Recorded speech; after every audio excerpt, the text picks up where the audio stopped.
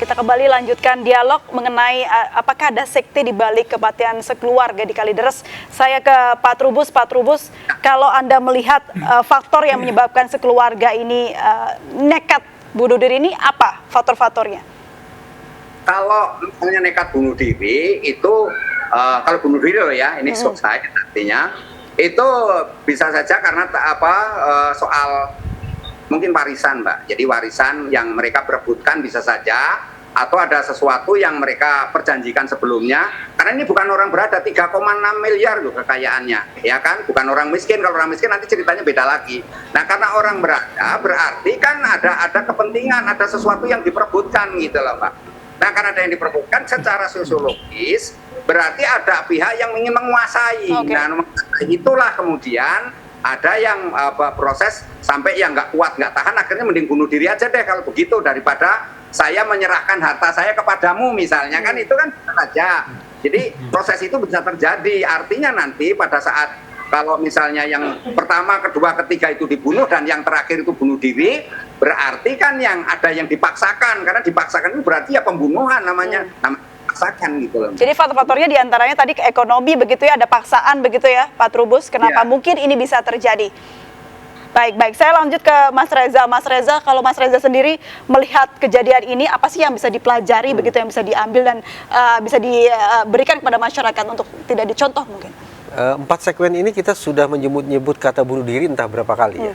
Saya khawatir dan mudah-mudahan tidak bahwa narasi tentang bunuh diri itu tidak menginspirasi siapapun untuk mengambil bunuh diri sebagai opsi.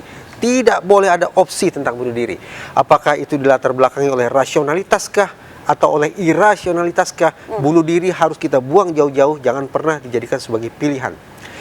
Kalau semua orang berhak untuk hidup, maka saya tidak bersepakat ada yang berkampanye tentang hak untuk mati. Semua harus berusaha untuk hidup sehat, hidup adaptif, menyesuaikan diri dengan lingkungan, berkompromi dengan situasi, tapi tidak boleh memutuskan atau bahkan berpikir tentang bagaimana mengakhiri hidup sebagai jalan keluar atas persoalan hidup.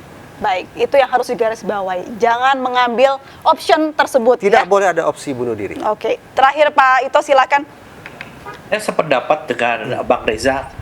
Dan juga tentunya pendapat dari Mas Trubus itu ya harus kita perhatikan ya. Karena apa? Karena di sini kita bicara masalah fakta, Mbak. Saat ini sangat terlalu dini kalau kita mengatakan itu karena bunuh diri. Jadi apa dikatakan oleh Mas Trubus itu bisa kemungkinan, yang dikatakan Bang Reza itu juga kemungkinan. Tetapi tentunya kita harus menunggu hasil daripada penyidikan yang dilakukan secara ilmiah, jangan melibatkan para ahli ya. Jadi di sini baru nanti akan ditentukan penyebab kematiannya apa, baru nanti akan diurut motifnya apa, penyebabnya apa, dikaitkan dengan bukti-bukti yang ada di sana seperti tadi lilin, kapur barus, kemudian buku dan lain sebagainya. Demikian, Mbak. Baik, terima kasih Bapak-Bapak sudah bergabung dan berbincang bersama kami di The Prime Show. Salam sehat selalu Bapak-Bapak. Terima kasih. Pemirsa, peristiwa tewasnya satu keluarga ini hingga kini masih berselimut misteri.